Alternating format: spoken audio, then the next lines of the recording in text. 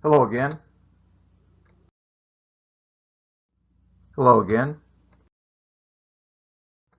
This is Math 1120 coming to you from the College Edu page, and the title of this lecture is Sampling Distributions and Confidence Intervals.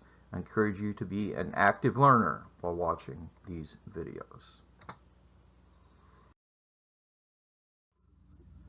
The sampling distribution of a statistic is a probability distribution of all possible values of the statistic computed from a sample of size n. As you saw in the decisions through data videos that I asked you to watch, here we're talking about a sample, and we're talking about a statistic that is associated with that sample of size n. Now, the sampling distribution of the sample mean, which was also discussed in the video, is the probability distribution of all values of the random variable x bar. So we're talking about how the sample means of size n are distributed, computed from a sample of size n from a population with mean mu. This is the population parameter mu, and a standard deviation of sigma. And notice that we're assuming that sigma is known here. So anyway, there are many examples in those videos and in your textbook, but we can draw the following conclusion. G, the shape of the distribution of the sample mean is normal. The mean of the distribution of the sample means equals the mean of the population. And the standard deviation of the sample mean is less than the standard deviation of the population.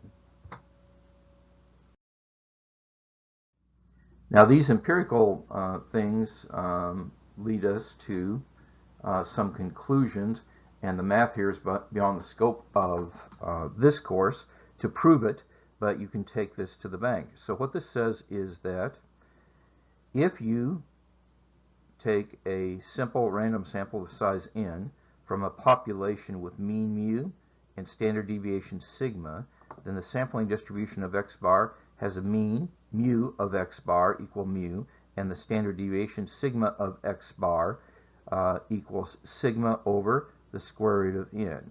The standard deviation of the sampling distribution of x bar, sigma x bar, is called the standard error of the mean. This is true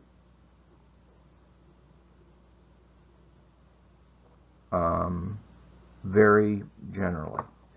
The central limit theorem is an additional theorem, even more powerful math, but it says regardless of the shape of the underlying population, it doesn't have to be normal, the sampling distribution of x bar becomes approximately normal as the sample size n increases. This is one of the reasons that the normal distribution is so important, because these samples drive it. And in addition to it becoming normal, we'll know what the mean is, and we know what the standard deviation is. Notice the standard deviation is less. This means we have an opportunity to apply normal distribution techniques and concepts to problems involving samples, including eventually confidence intervals. This is why confidence intervals work. Now you might say, how large does the sample size need to be before we can say that the sampling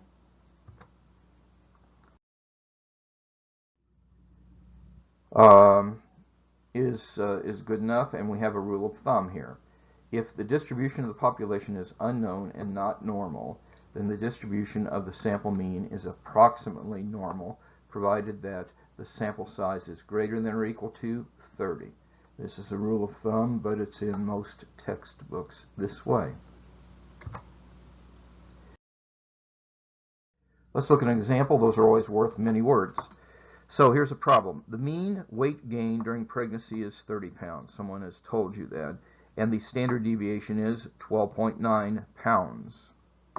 Weight gain during pregnancy is skewed right. That means it is not normal because it's skewed. An obstetrician obtains a random sample of 35 low-income patients. Now 35 is a number that's bigger than 30. So that means that he can pretend it is normal in the calculation and determines that their mean weight gain during pregnancy was 36.2. Now again, these were low-income patients. Does this result suggest anything unusual? Okay. We want to know whether the sample mean obtained is unusual. Therefore, we need to find the likelihood of obtaining a sample mean of 36.2 or higher. And that follows because if a 36.2 pound gain is unusual, then certainly any weight gain above that is also unusual.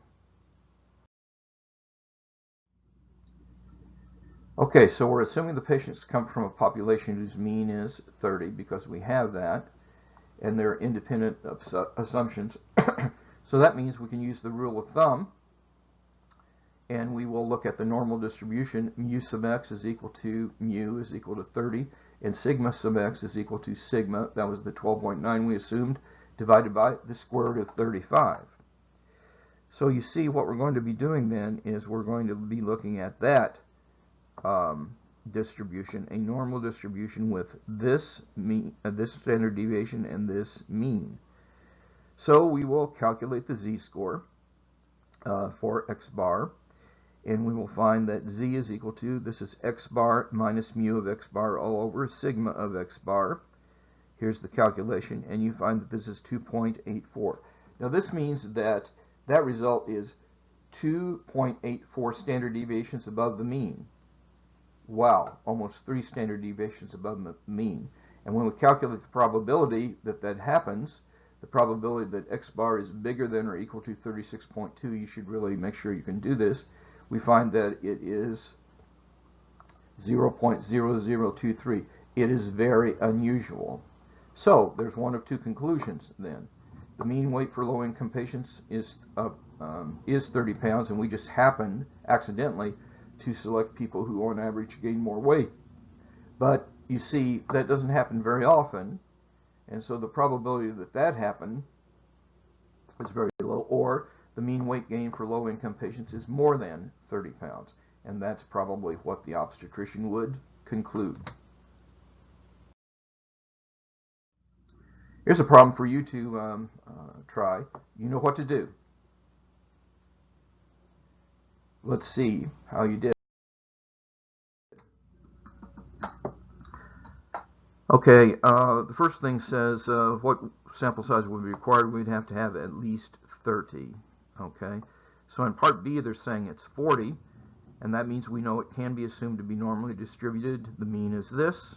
The standard deviation that we compute is this, and we do the calculation of the z-score. So this is the probability that z is less than minus 2.77. Now this means that z is almost 3 standard deviations below the mean. That doesn't happen very often. In fact, this is the probability.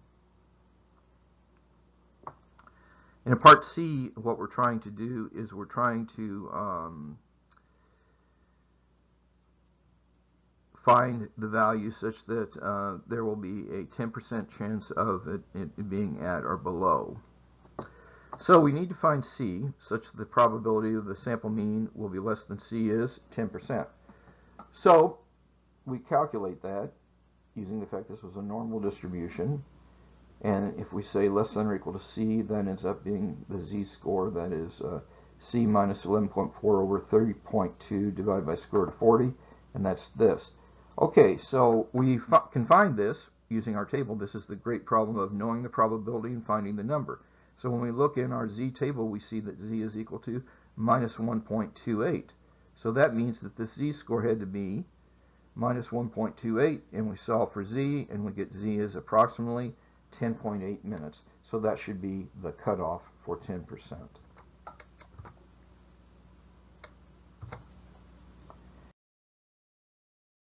To summarize this then, even if the population is not normal, as the sample size increases, it becomes approximately normal, and the cutoff is 30. And this tells you what we assume for the, not what we assume, what actually is the mu x bar is equal to mu, and sigma x bar is equal to sigma over the square root of n. Some powerful results. And we'll do more powerful results when we look at chapter 10.1, and we study there the sampling distribution for a proportion. This was the sampling distribution for a mean. See you then.